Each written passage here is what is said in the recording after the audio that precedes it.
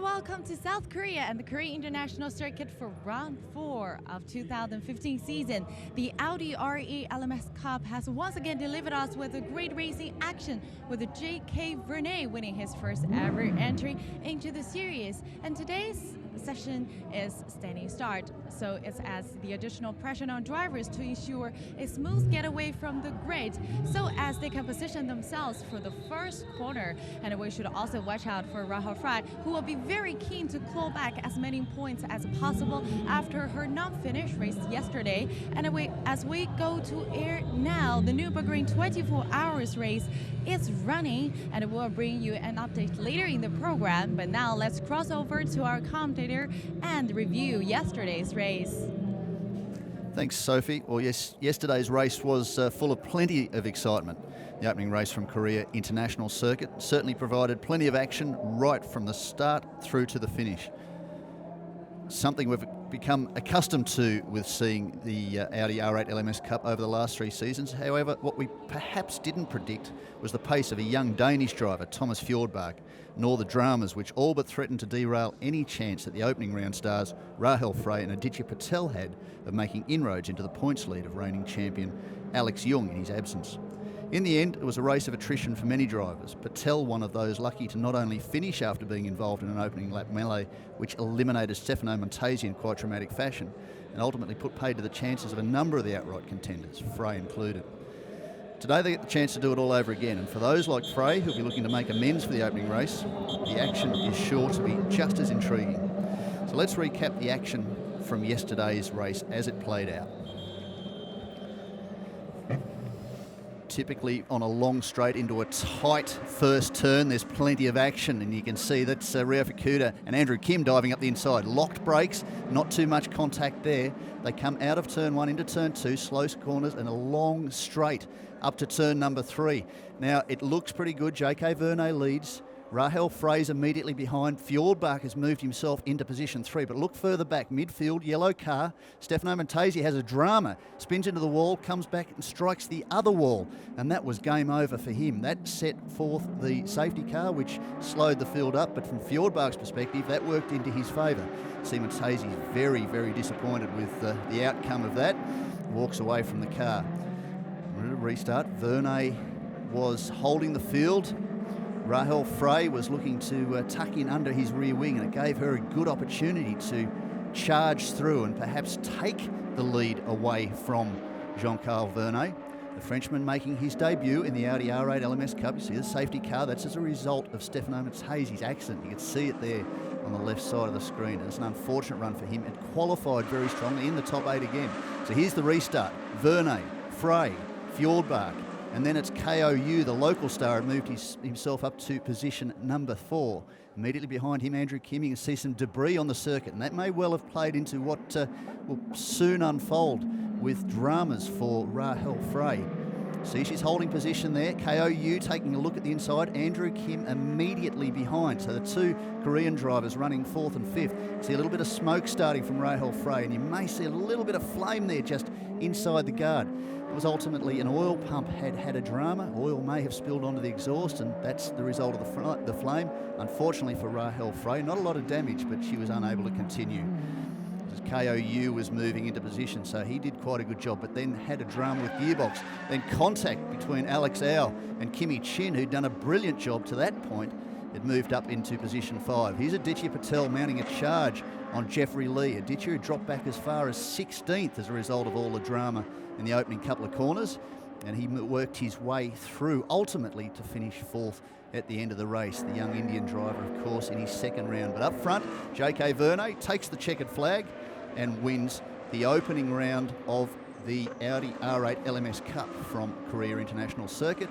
with Thomas Fjordbach in position number 2. Andrew Kim crossed the line in position 3, but ultimately there was a change.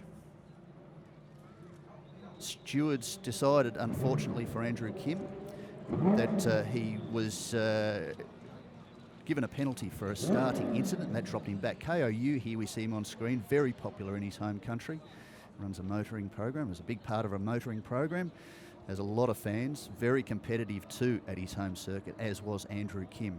So unfortunately the two of them will start a little bit further back down the order. So if we take a quick look at the official results, Verne is recorded victory on debut. Thomas Fjordbach, great drive through to position 2. Rio Fukuda, by virtue of that penalty for Andrew Kim, is in position number 3. Aditya Patel makes it up to position 4 from rear field from Jeffrey Lee, Daniel Bilski. Miles Moroney, the American, on his debut, great job up to position 7. You see Andrew Kim classified position number 8.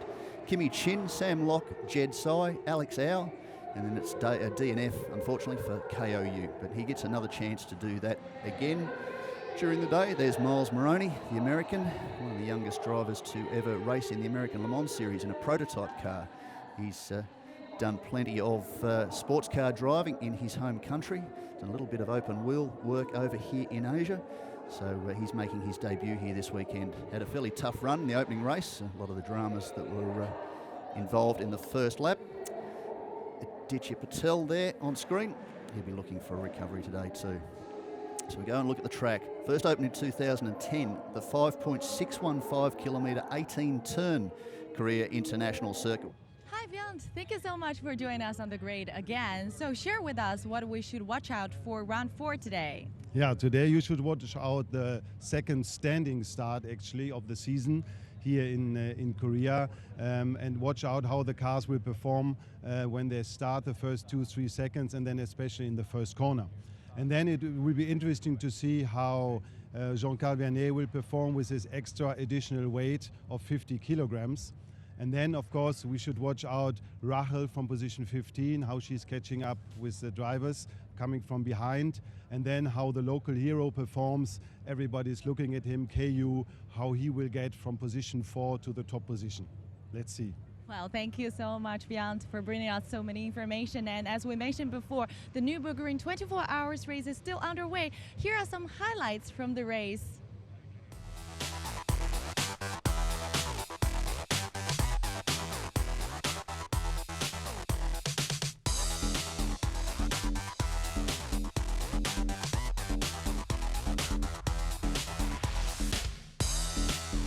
The atmosphere is absolutely amazing. If you see that around about 200,000 people are camping here, they're coming for a whole week to celebrate. It's a festival and it's a 24-hour race together. So motorsport is very, very near at the public. So this is very unique in the whole world.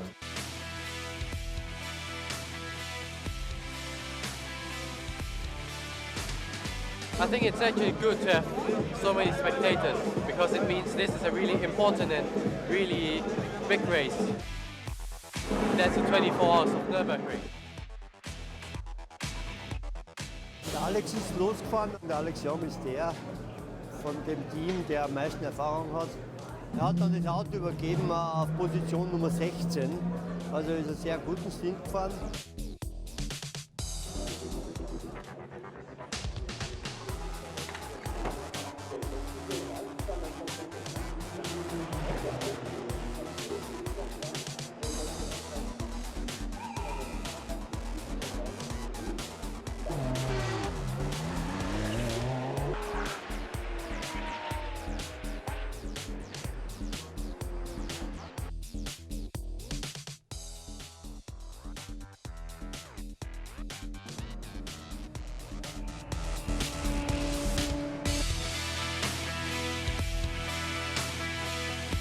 Now it's 11:30 at night, and Margie just came back from his stint. Yes. The weather conditions have changed outside. Die Strecke ist ja über 20 Kilometer lang und unten in der Hatzenbach haben wir leider ein Auto verloren wegen dem Regen. To be honest, racing for 20-something years, and I never thought that is so insane. But you know, I did a good lap time at night. We cross fingers for Sean now, who's in the car. I hope so. Yeah, and then let's send our wishes to Korea, and yeah, see you later on. Bye-bye. Great result there for the guys from the Audi Sport Customer Racing Asia team in the Nurburgring. Currently, we've just had an update, 11 hours in, they're holding down position number 18. So that's a good start for them. Hopefully they can build on that. So heading across to the starting positions for today, by virtue of the top times from yesterday, Jean-Carl Vernet starts on pole, but Andrew Kim can make a great recovery today. He starts from position number 2, Thomas Fjordbach, KOU on the second row, then Miles Moroney, Aditya Patel, Rio Fukuda, Ashraf Diwal.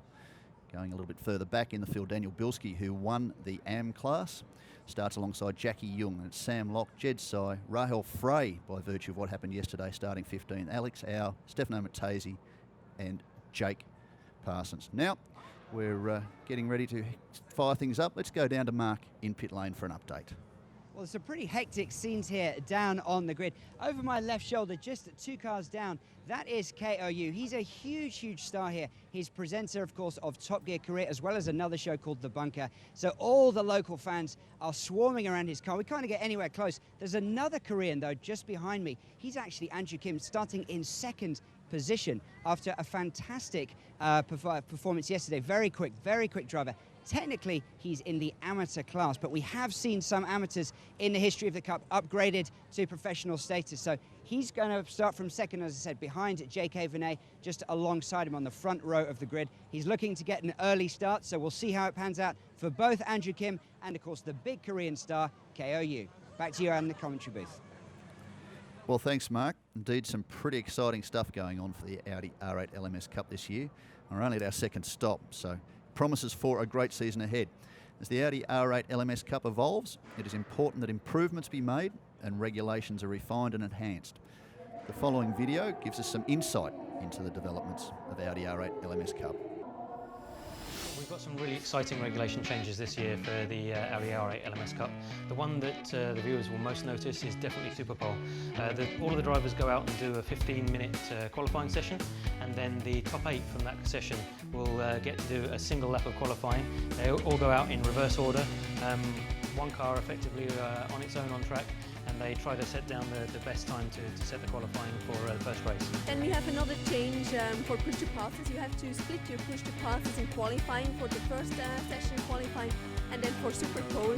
So it's you have to gamble. It's really interesting for the spectators, but even for the drivers, because you don't know what other drivers do. This year we have 2 types of starting procedure. So as in the past, we have a rolling start for race 1, and then in race 2 we have a standing start. Colleagues in Germany have spent quite a lot of time developing a system. We developed a launch control which allow the driver to, when you want to start the car, to push the throttle completely down, release the clutch as quick as possible, and all the work will be done by the launch control to control the slip of the tires and to give them the best possible acceleration. The system will make the work for the driver, honestly. So it's interesting to watch because it's so noisy and so loud. We this year introduced a set of new rear wing supports which will bring the position of the wing around about 150 millimeter more to the back. The effect of this will be that at the same wing angle you will have a higher downforce as before. It means we have more aerodynamic on the rear axle. The rear axle is going to be more stable for the race, for the long distance. This is really, it's even nicer to drive, honestly. One of the features we are introducing in the R8 LMS Cup this year is our new brake balance system. This system will allow a much better brake pressure distribution between the front and the rear wheels, and on the same hand it allows more brake force in the rear compared to the last year's car. Some other changes we've got, the drivers have now got 2 sets of tyres to use all race weekend instead of the one that we've had in the past.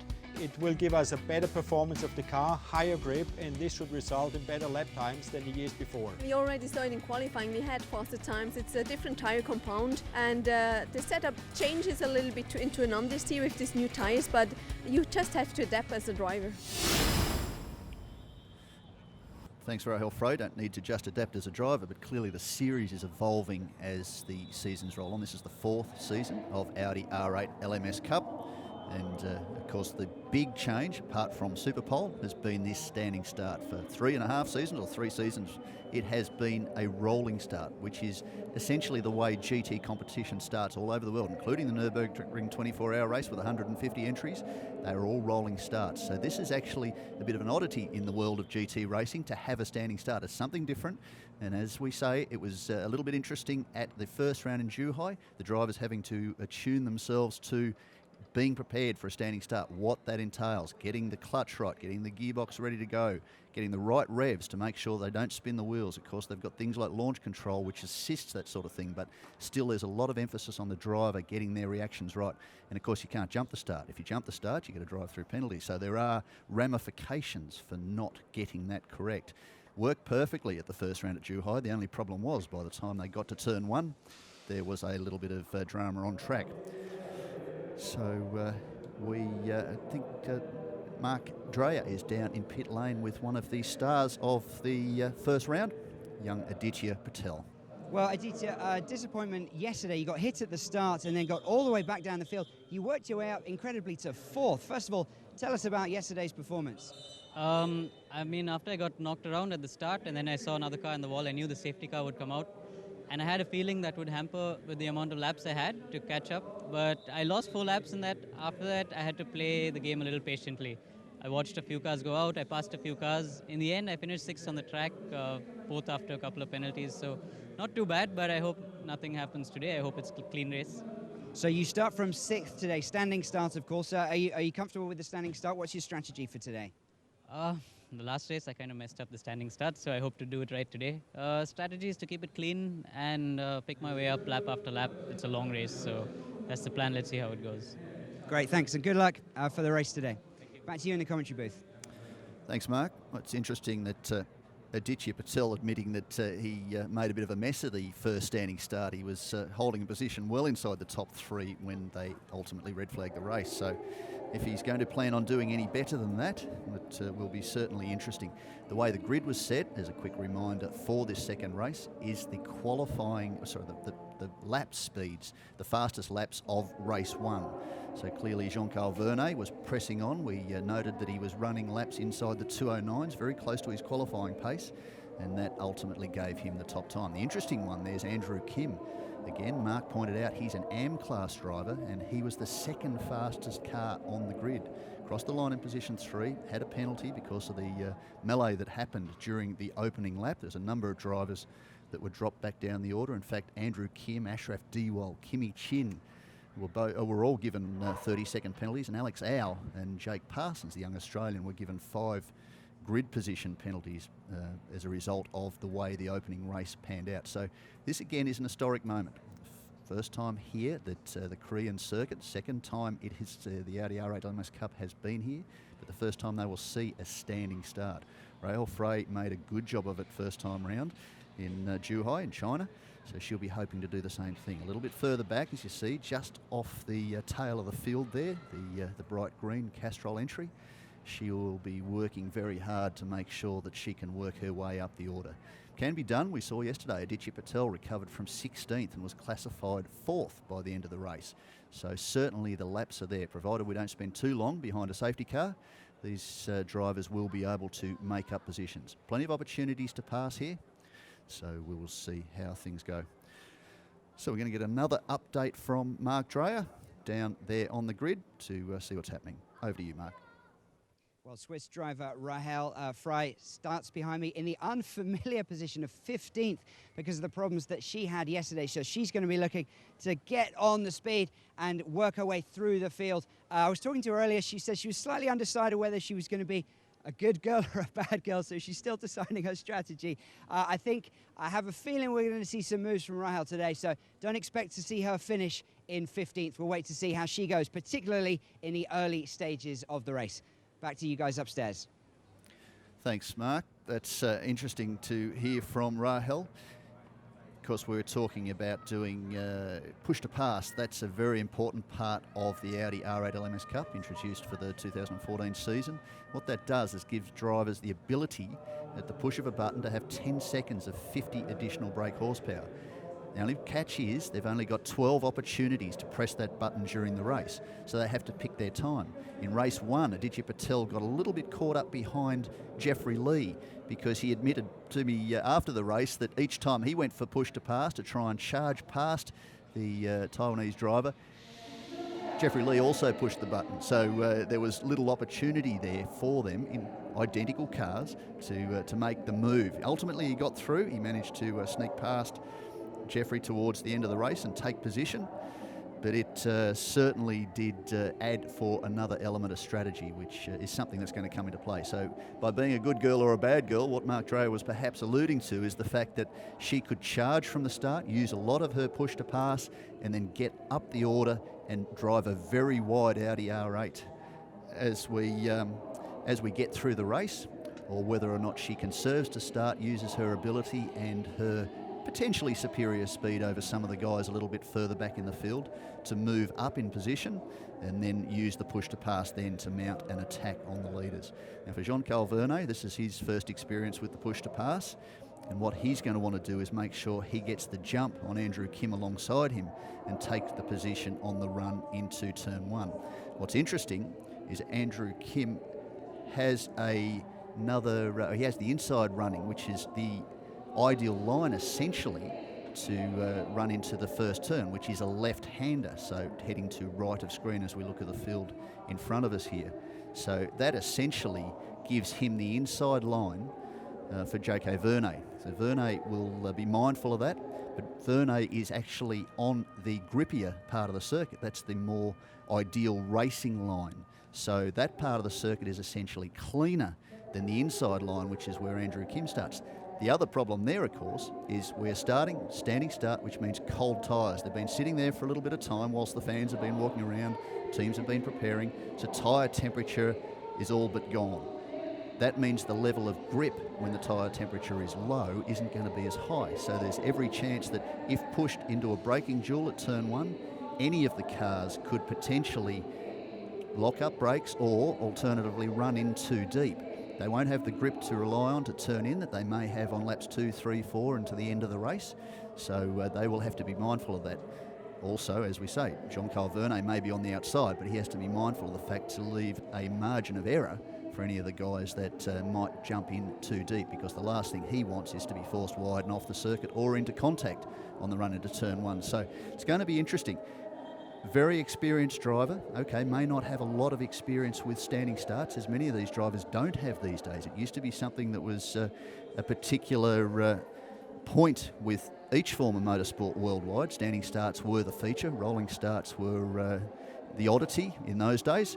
So he may have experienced a bit of that over time, but he needs to understand that some of the drivers around him aren't professionals that he may be used to competing against and starting on the grid with. So he has to take a lot of that into mind. As Andrew Kim has a 20 kilogram weight penalty. He crossed the line in third position, so he is going to wear that weight penalty.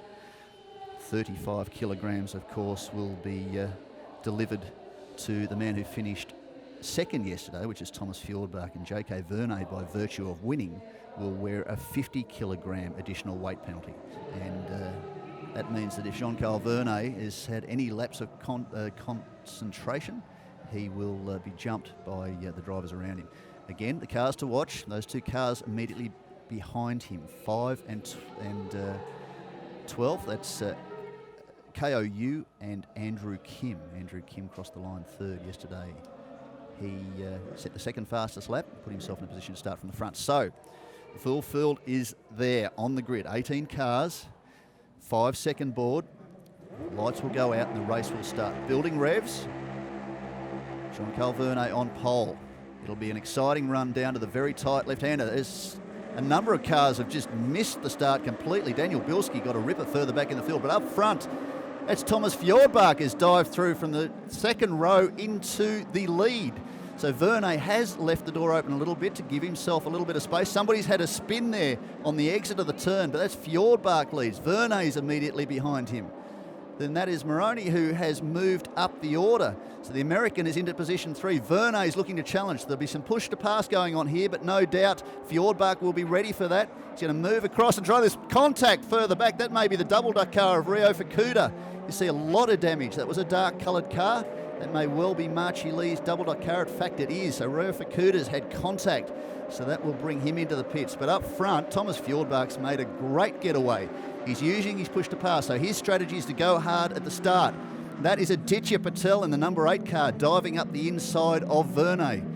Fukuda, unfortunately, who finished 3rd as a result of some of those incidents yesterday, was elevated from position 4 to 3. He will most certainly be into pit lane and retirement. That's disappointment for the former BAR Honda Formula 1 test driver. The number 12 CTVS car of Alex Au, as the Absolute team looks on. That is Rahel Frey. She has moved well up the order, so she's had a great start, which is what we expected. She may be playing the push-to-pass card early to get herself into a stronger position. Ashraf Dewell in position 5, and Rahel Frey's moved from the rear up to position 6, and we aren't even through the opening lap. That is Jackie Jung having a little bit of drama there in the number 77 Tiger Racing Audi R8. So there's Kimi Chin, and immediately behind him, that is the number 39 car of Stefano Mattesi. So they've managed to fix that contact that he had yesterday. That was quite dramatic. So that shows you just how strong these Audi R8 cars are. We've seen it time and time again. There have been incidents where, in many other cases, you may expect that car will be permanently into retirement, but not the Audi R8. We don't like to see them run into anything, but they are certainly more than capable of both protecting the driver and being rebuilt and return to the circuit. We're just going to head down to Mark in pit lane just to catch up on how the start of the race played out. Well, the cars, and they're just now whizzing past to complete their first lap. At the start, which we saw from just a few metres away here, the first 2 cars were lined up slightly back in their box. Andrew Kim in 2nd position had a bad start, and that allowed an opening for Fjordbach to cut across into the inside line, so taking the space that Kim had left and then created by his poor start, and he was able to then hold that inside line into that first turn. So fantastic start for Fjordbach, but J.K. Verne, of course, not finished yet. Back to you guys. Notice that Andrew Kim has dropped right back down the order, but Fjordbach made an absolute blinder into turn 1 to lead away. Again, has used his push to pass, I would suggest, on J.K. Verne, and we're seeing further back. This is Jeffrey Lee inside Ashraf Dewell. Kimi Chin is moving back into position 2. So Thomas Fjordbach, first time around, is leading. So Jean-Carl Verne in position number 2, Aditya Patel 3rd, Miles Moroney in position number 4. KOU is up to position 5, and there's Andrew Kim we're seeing now in pit lane. The crew's looking at the left front of the car, so there may well have been contact on the run down to turn 1, but certainly Verne did allow a little bit of room for the drivers on his inside, so he won't be too perturbed about the fact that Fjordbach's got that run. We saw yesterday he's capable of running times in the 209s. And Fjordbach managed to get into the very low 210s in qualifying. He was into the 209s.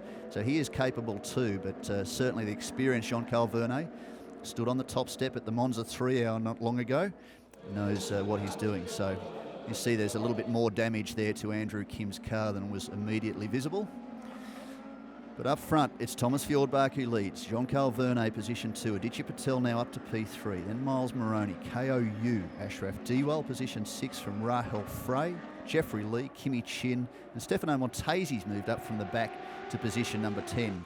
So we look at the AM class results so far. Dewell holds the lead in the AM class, followed by Bilski and Alex Au. But up front, you can see now that Jean-Carl Verne is closing in on the rear of Thomas Fjordbach. That's KOU in the Audi Korea car, the local favourite. He's starting to move his way up the order. In fact, Miles Moroney is the fastest driver on track last time round, 2:10.3.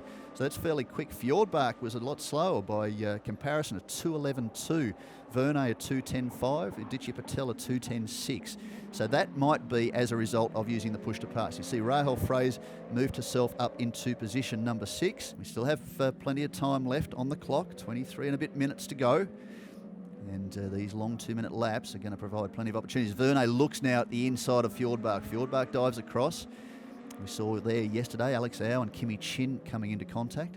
Tiger Jackie Jung the GT Asia GTM class champion in that particular car last year. He's no slouch, but he may well be suffering from an issue that we can't quite see. He looked a bit skittery early in the lap, the opening lap, and is a bit further back down the order. There's nothing skittery about Thomas Fjordbach. He will be looking to take the victory. Drives with his older brother Anders in the Blancpain Sprint Series in an Audi R8 LMS GT3 Ultra, so has plenty of experience at this level, so he'd be no slouch. Verne too, of course, has stood on the top step in the outright class of the Blancpain Series. Very experienced driver, former open wheel champion in the USA. Knows the right way around a GT car, so he'll just bide his time. But Aditya Patel too said he had plenty to learn from looking at Jean-Carl Verne on track, and no doubt would be keen to see some of the data to see where he's quicker. And he said it's actually in some of the slower speed corners that Verne is faster. I thought perhaps the higher speed corners, turns 4, 5 and 6, or 5 and 6 rather, they would be the corners that would be the advantage, would swing to Jean-Carl Verne, whereas in fact, oh, that's a car very heavily into the wall there. I could see debris, but not the reason why. That looks a little like the livery of Kimi Chin's car. That's quite a big hit. So just check. Yeah, Kimi Chin is not classified as having come around for the second lap. So that's disappointment for Kimi. Had a crash in practice, was very quick yesterday as we see a move down the inside there by KOU on Miles Moroney. No, that's in fact Aditya Patel's been taken by Moroney. Moroney's continuing to move forward. Now he's well inside the action. Now that's the young Australian Jacob Parsons in the Tita car that was run by Alex Jung at the opening round, of course the reigning champion.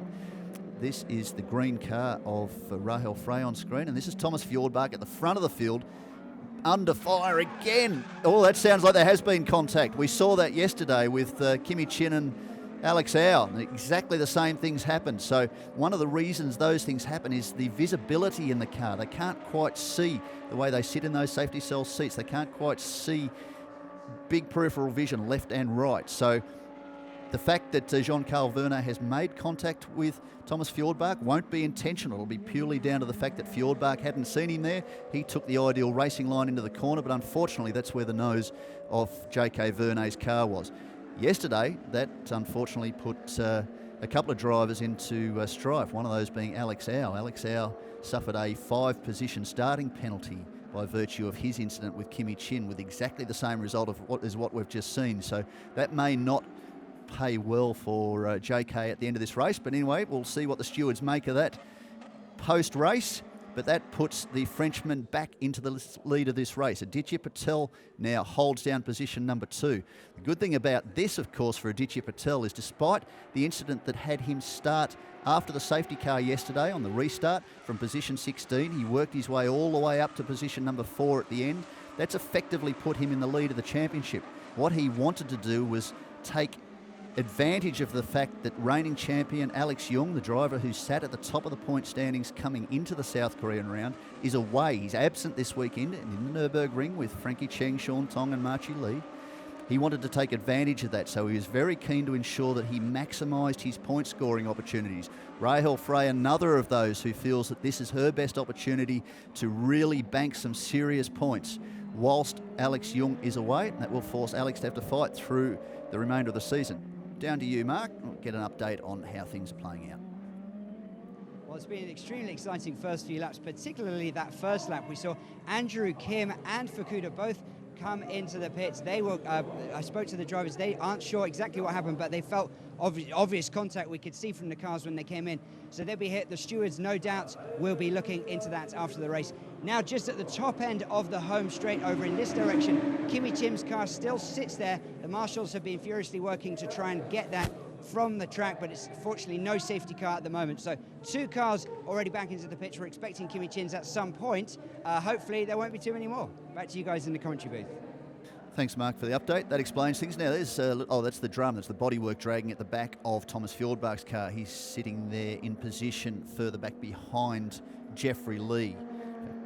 Look down his position number 6. There's Kimi Chin's car. That's had quite reasonable contact with the concrete barriers. Now, if the safety car comes out, and that's one thing we didn't allude to earlier when we were talking push to pass, any of those drivers who have kept push to pass in reserve are going to be gifted a lot of track space that they would have had to make up by using that push to pass. So in the case of somebody like fourth place Rahel Frey, you can see her in the background there in the green car, she would have the opportunity to close up, and if she has pushed a pass in reserve, start to use those over the closing laps with drivers that may have used their push to pass to get an advantage and break away from the pack, which it appears certainly that Thomas Fjordbach did at the start of the race, and then subsequently J.K. Verne did. Now, it's Verne that we're seeing coming towards us. A little bit of damage on the right front where he made contact with Fjordbach. Aditya Patel immediately behind him. KOU is starting to work his way into the equation. The local driver is really hauled in up under the rear wing now of Aditya Patel. So Patel will have to go from thinking about attacking J.K. Verne to mounting a defence from the approaching KOU. And all of them have got that looming green car of Rahel Frey immediately behind them. So this is winding up to be an interesting race. We're only halfway through, so there's still plenty of time for all these drivers to have a change of position. So that is Thomas Fjordbach behind Jeffrey Lee. So that's positions 5 and number 6. Stefano Matesi now up to position 7. Ashraf Dewell, who was on the podium again for the AM class in race 1, holds down position number 8. Daniel Bilski in the yellow and black B-Quick car is shown in position 9. And Alex Au is holding down position number 10. Miles Moroney too has dropped back. He looked like he was getting right into the equation with the leading drivers there early in the race. Certainly was holding down position 3 after the start. He's dropped back a little bit further. Last time round 2:11.6, so he may have had an issue somewhere along the line. Hopefully there wasn't any contact with him that will force him to have to drop his pace off, but a 2:11.6 last time's around, not too bad, but certainly not the 2:10s he was churning out in the opening couple of laps. But up front, J.K. Verne, very experienced GT driver, leads this field by just over a second from Aditya Patel. And this is the part of the circuit that Patel said that Verne manages to open up the gap. It's not the faster part where the more experienced drivers are expected to have a greater advantage. It is the slower, more technical part of the circuit that Aditya Patel felt he was missing out on. KOU, great recovery from yesterday. Unfortunately, had a slight mechanical issue, stalled his run whilst he was in a similar position in race 1, holding down position number 3 at the time ahead of his compatriot, Andrew Kim. J.K. Verne just moving a little bit there. What he's trying to do is break the slipstream. And slipstreaming means that the hole in the air that J.K. is pushing at 200 odd plus kilometres an hour, 250 plus kilometres an hour, down into turn number 3, is making the effort that the car behind has to put in to fill the same space effectively. I probably haven't explained that as well as I could have. It is easier for, as we see a diving move from KOU to take position away from Aditya Patel. Patel will protect to a point, but also he knows there's a number of laps left in this race and he doesn't want to get involved in contact, because the important thing for him here and now, Rahel Frey immediately behind him, is that they gain maximum points. So if KOU manages to finish ahead of them at the moment, they have an advantage on him in the championship points. So they will be mindful of the fact that he is a contender, but also that they are ahead on points at the moment. And to be battling for position and put in a situation where they may be forced into contact and a potential DNF is not what either of those drivers are thinking. Now it is important for them to gain serious points. So the aerodynamics allows the car that is behind to take greater advantage. So they will try and lock in immediately under the rear wing of the car in front of them, and that gives them advantage. So what J.K. Verne was doing was moving across on his line to not give that opportunity to the car immediately behind him, which at that stage was Aditya Patel. Now, of course, it is KOU has moved into position number 2. We're looking further back at Daniel Bilski and Alex Au. They are battling over the AM class with Ashraf Dewell. So they're currently running in positions number 8, 9 and 10. That's the 3 leading AM class drivers. So this is 7 laps down. So we check the scoring board. KOU, well, he's really pushed on. First driver into the 209s. Fastest lap of the race so far, a 209.833. Jean-Carl Verne, a 1 second leader, 210.2. Rahel Frey, 210.3. And Aditya Patel's dropped into the 211s. So that's the way the lead pack looks at the moment. Again, push to pass is something that these drivers need to be considering. Some of them may have push to pass left. It appears certainly that last time round KOU used a number of his to give him that extra opportunity, that extra 50 horsepower to bring themselves forward. We're going to get an update from Mark Dreyer down in pit lane. Thanks, Mark. Down to you. Well, just a quick update from us down here, but when KO went past Patel up into second place, you could hear the crowd react. Everyone in the grandstand over there behind me intently watching the big screens, listening to the stadium announcers. There's also people lining up the top of the pit roofs up here, so everyone very excited here. The noise just lifted as KO moved up into second, and they'll be cheering to see if he could get onto the top step of the podium as well. Back to you guys. Thanks, Mark. Well, there's the answer as to why Miles Moroney's pace had dropped off. Unfortunately for the young American, he's had contact on the left rear of the car. Now, one wonders whether that may in fact have been Kimi Chin, but we will soon find out post-race as to how those things played out. Mark Dreyer may in fact be able to find out before we get to that point. But still leading, J.K. Vernet, the Frenchman. Second place, KOU, set the quickest lap last time round. As Mark said, this very happy and emotional crowd. They love KOU in Korea, obviously, a television star.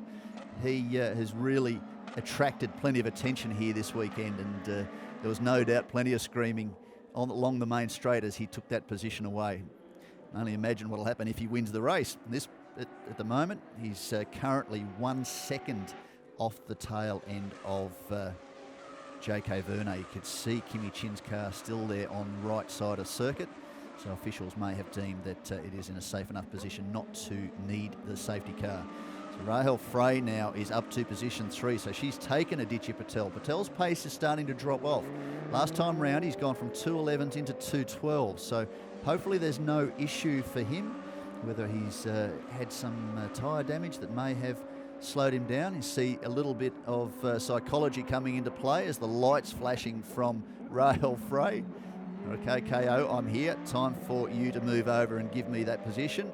I need to go after JK and take the victory in this race. So last time around, Rahel Frey 2:10.7, JK 2:10.8.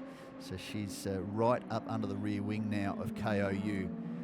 She'll be very keen to make amends for what was a frustrating opening race. There didn't appear to be any contact. There had been, as we could see on the front straight, just near Kimi Chin's incident, there had been some debris on the circuit.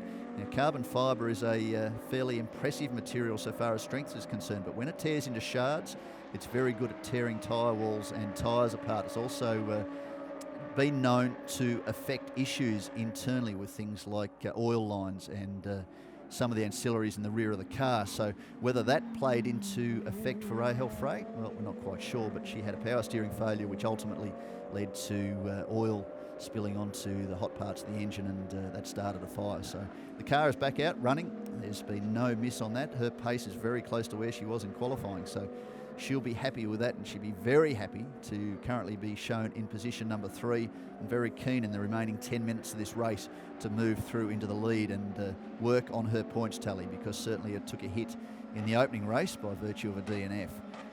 Aditya Patel too is in a similar position. He leads the points coming into this race. Thomas Fjordbach has now moved into the equation by virtue of finishing second. J.K. Vernet perhaps may not appear again in Audi R8 LMS Cup this year.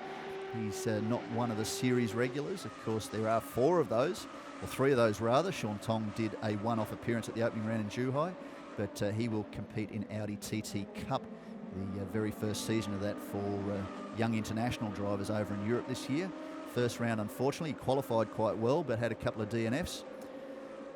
That appears to be the number 98 car of Jed Tsai, is about to be lapped. Looked very much like the Stefano Montesi car.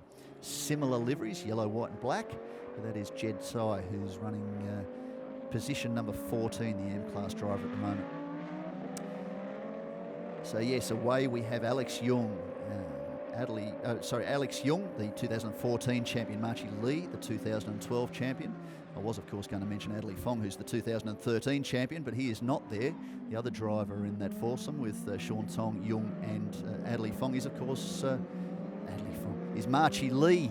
and Frankie Cheng, who was the pole sitter here last year and the driver who won the opening race of the championship. So there is Thomas Fjordbach. Fjordbach shown in position number 6. He's now 15 seconds in arrears of the race leader, J.K. Vernay. Of course, he's in that position because of contact between the two, which spun Fjordbach around. He was leading up to that point. You see the damage on the right front there of the number 9 Audi of J.K. Vernay. And there is Jed Tsai on screen. He's about to be lapped, the Team Chengdu New Elements driver from Taiwan. He will have the blue flags being shown by officials and has J.K. Vernay just moving through. So we're about to get another update from Mark down there in pit lane. Thanks, Mark. Well, Miles Moroney, the American, was the latest car to return to the pits. He conceded to me afterwards as he got out of the car, very disappointed, I have to add, that he'd made a mistake that caused some damage to the car. The mechanics and the engineers were desperately trying to patch up the back left rear of his car to try and send him back out, but it wasn't to be, and so he's walked away from the race. Very disappointed, as I said. Back to you guys in the commentary booth. That was frustrating. Thank you, Mark. Frustrating for Miles Moroney, because he was running very, very strongly in the opening part of this race. In fact, it moved up into position 3 after the first corner of that standing start. So he'd done a brilliant job. He'd started well forward in this field by virtue of setting one of the fastest laps during the the opening race. We're just looking at a battle for second now between KOU and Rahel Frey. So Frey's in position number 2. Still, she's got KOU immediately behind. So that's KOU, and behind them still Aditya Patel. Now, last time round, Patel was back into the 11s. So too is J.K. Vernay. Very similar times between the top 4, so not much in it. 3 seconds back to Aditya Patel. And again, we're talking about J.K. Vernay may not be a contender in the championship this year, so the real positions, the 3 drivers behind him, are in contention for the 2015 Audi R8 LMS Cup title. So too Thomas Fjordbach by virtue of his second place finish yesterday, and also Alex Jung, the winner of the opening round, in fact the winner of round 2 at Zhuhai. There wasn't any points credited to the drivers by virtue of the fact that it was brought under a red flag and stopped after only 2 laps, so it hadn't made 50% of race distance. The regulations state you can only score points after 50%. As a result of that, there will be another round later on in the season to make up for that. You see the 50 sticker on the right window of the J.K. Vernay car. That is by virtue of his victory in the opening race. There is a weight penalty applied to the top 3 finishers for the following race. So J.K. Vernay took a 50 kilogram weight penalty. Second place Thomas Fjordbach took 35 Ks. And Rio Fukuda, who unfortunately has been forced into retirement as a result of that contact on the opening lap, was carrying a 20 kilo weight penalty. So there are penalties for winning, and what that does is that essentially tries to even out the field. They're looking for some level of parity to allow anybody who might be a little bit consistently quick to carry a little bit more of a weight penalty into the next race, and give an opportunity for the drivers who are assaulting the championship or after the championship to put themselves into a position to fight for the race lead. Certainly a little bit of extra weight will increase tyre wear and the ability of the car to fire out of the corners. So still J.K. Vernay leads. Rahel Frey now in position number 2. KOU is going to have to defend from Aditya Patel, who seems to be mounting somewhat of a recovery. In fact, Patel last time round was down to a 2:10.3. Now that's the last lap board. We have 1 lap to go. So any opportunity that these drivers are going to try and take another position comes now. Is there some question about JK as a result of that contact with Thomas Fjordbach? Does Rahel Frey have that in mind, that there's no need to put herself into a position where there may be some level of contact or some issue that might stop her finishing in the position she's in? Whether she might have just decided that JK is not in the championship, so maybe she will just finish second, which gives her essentially leading points for the series regulars. KOU still holds down position number 3, so it'll be great to see him on the podium. The local fans will go nuts. It'll be very difficult to get across the front straight once they stream onto the circuit. 4th place, Aditya Patel, good recovery for him. Jeffrey Lee still holds down position 5, but he's too far back to mount an assault on the podium. Thomas Fjordbach, position number 6. He's a second back from Jeffrey Lee, so he'd be pretty keen to make up some position if he can before the end of the race. Okay, he may have been turned around and that's dropped him back down the order, but officials can't give that back to him, but they can penalise the guy that might have put him in that position. So still Thomas Fjordbach's mindful of the fact he came into this race as the points leader. So he will want to finish as high up the order as he can and recover from that contact, which turned him around as J.K. Vernet comes through the last sequence of corners. This will be 2 wins from 2 starts for the French driver, very experienced campaigner. No real surprise that he's managed to back it up despite that 50 kilo weight penalty. And Rahel Frey, a great recovery from rear of field to take position number 2, but even more excitement for the local fans, that's KOU crossing the line in position number 3. JK, congratulations. 2 wins and 2 pole positions. It's been a perfect weekend for you. So what's been your highlights? It was good. It was more difficult today than yesterday with the 50 kilos weight we had in the car, but no, I think it was a good race. Didn't took really good starts. One driver overtook me, and then with the 50 kilos you don't have a nice top speed, so I was struggling behind him, and I tried to overtake him 1 time, and the second time I went on the side, and I think he didn't see me. So I apologize for that because I'm not playing for the championship, and I put him outside. I'm sorry for that, but after it's racing, let's say, and that was really difficult. I had to use my push to pass at the beginning because people were attacking me, and but finally we're P1. I think it's a good weekend overall. Thank you so much, and it's our time to back to our commentator. Thanks, Sophie. It was interesting to hear from JK. We kind of surmised that the gap that he got at the start was as a result of his use of push to pass. So it was nice to see him question the move and respect, of course, to Thomas Fjordbach. As he admitted, he didn't do it intentionally. He just managed to fire down the inside, and quite likely Thomas Fjordbach hadn't seen him. So back down to Sophie in pit lane. Rahel, starting from 15 and ending in 2nd, is this the best performance in your career? Good question. I don't know, but one of the best, let's say like this. It was great fun to drive, but I tell you it was hard work. For sure, I had a brilliant start.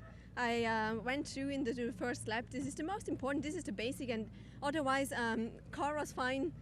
So I have to say a big thank you to my mechanics. They worked till 3 o'clock in the morning. It's crazy. So they are great guys, and today I could make a good job for them. So it's really teamwork at Audi. Okay, thank you so much. And back to our commentator. Rahel Frey makes a very good point there. There's a lot of work goes on behind the scenes with this very hard-working Audi Sport Customer Racing Asia team. So we're back down with Sophie, and 3rd place getter KOU. KOU, talk about the support you've received from the fans here in Korea. Thank you very much. Because it's in Korea, it's my home ground. And how is your racing today? Today it's really hard because it's a little bit crash, and then its steering is light tender, and only steering is straight is lighter, and right turn, left turn is very difficult. It's driving, and then really hard, and tire is. So it's compound, no compound, and then it's the last lap is Rahel. He keep the P2P button. Shit. And today is a very good job. It's very happy. I'm so happy about it. Okay, thank you so much, and back to our commentator. KU is certainly excited, and so he should be too. It was a good drive to finish 3rd in this field. So very quick look back at the results. John Calverne takes the victory. Rahel Frey P2, KOU in position number 3. Aditya Patel, Jeffrey Lee, Thomas Fjordbach, your top 6. And Stefano Montesi, Ashraf Dewell, Alex Au, and Jake Parsons worked his way through from rear of field to position number 10, the young Australian who's leading the Formula Masters China Series. Daniel Bilski, position 11, Jackie Jung, Sam Locke, Jed Tsai, and then the DNFs were Miles Moroney, Kimmy Chin, Andrew Kim, and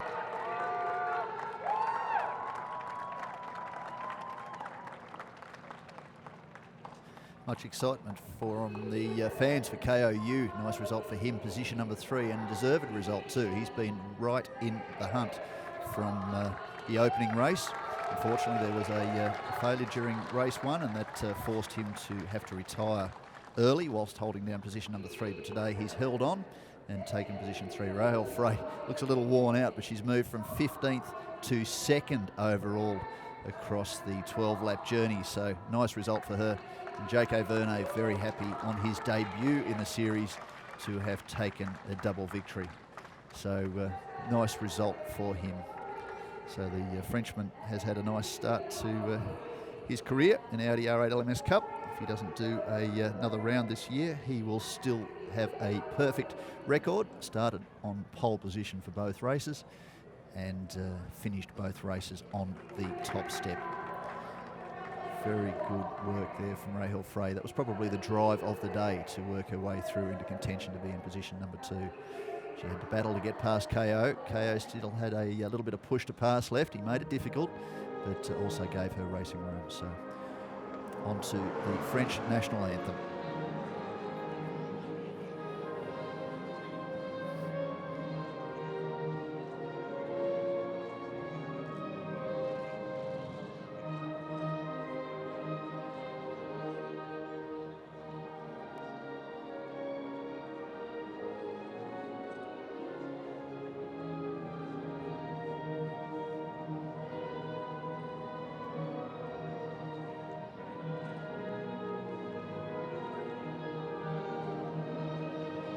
JK will be getting used to this feeling. He was on the podium in the Monza 3-hour, the Blancpain Endurance Series just recently in an Audi R8 with his teammates. So likes hearing his home country's national anthem, and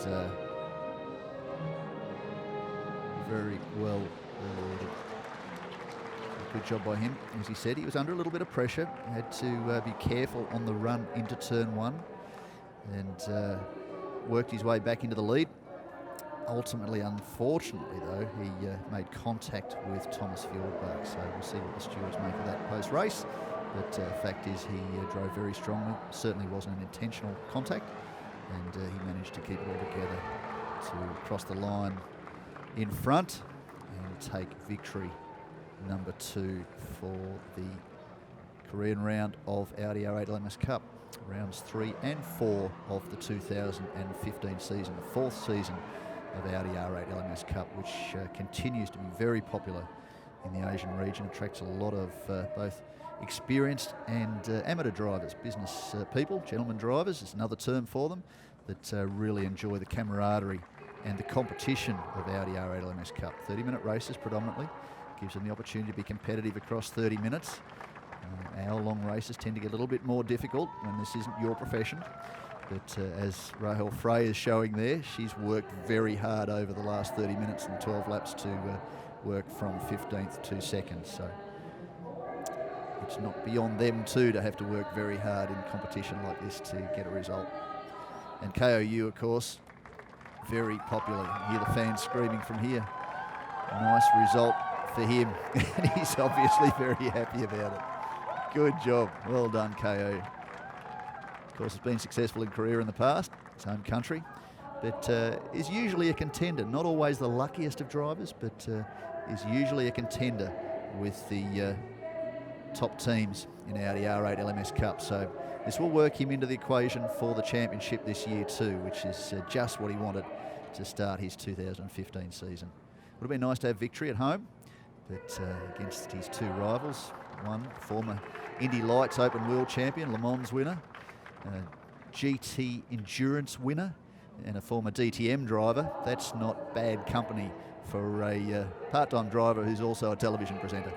So it's champagne time, and unfortunately for Rahel, she's missed it completely, so this could be trouble for her. So JK's looking pretty good at the minute, but he might be about to wear some. Nice job. Good stuff. The trophy's bounced. But it's built like an Audi R8, so there's no damage there. KOU, very happy to get such a good result in front of his home fans.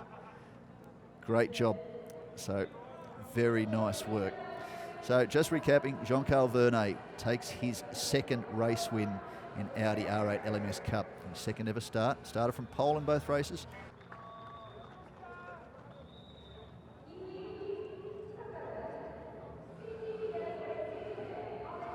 Daniel Bilski, nice job, back on the podium. Wound up being in position number 3 yesterday, but by virtue of some of the penalties, that gave him the victory.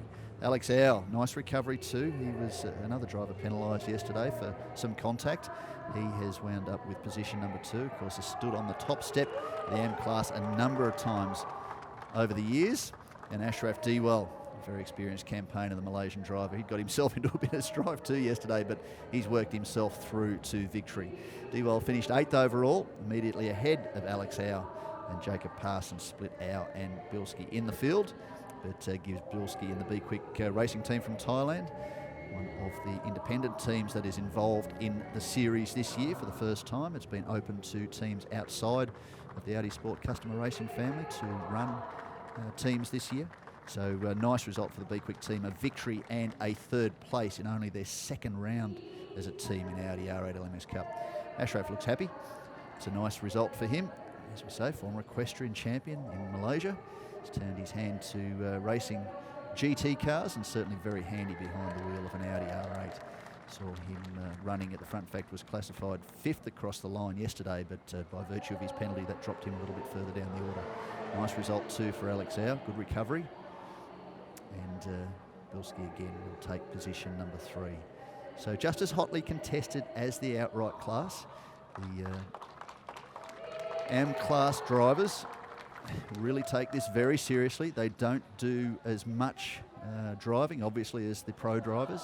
So there's a little bit of time in it, but as we saw yesterday, Andrew Kim was classified an AM driver, and he started this 2nd race from the front row of the grid. So some of them are very competitive. The only problem with that, of course, is sometimes that can bring question into your driver grading if you've managed to pick up pace fairly quickly. And there's a number of drivers who have progressed from the AM class into the pro class, the outright class of the championship. So nice result for these guys, well deserved, and good opportunity for them to celebrate and work on their championship points haul. And that'll get interesting. So we're heading down to talk to Sophie in pit lane. What a fantastic weekend for Audi R8 LMS Cup here in Korea, and we're very happy to see J.K. Renee has double wins and 2 pole positions, and Roja Fry got a claw back as many points as she can. And next up we'll be all heading to Taiwan. And for more information, please go to www.audi-r8lmscup.com. See you in Taiwan. Goodbye.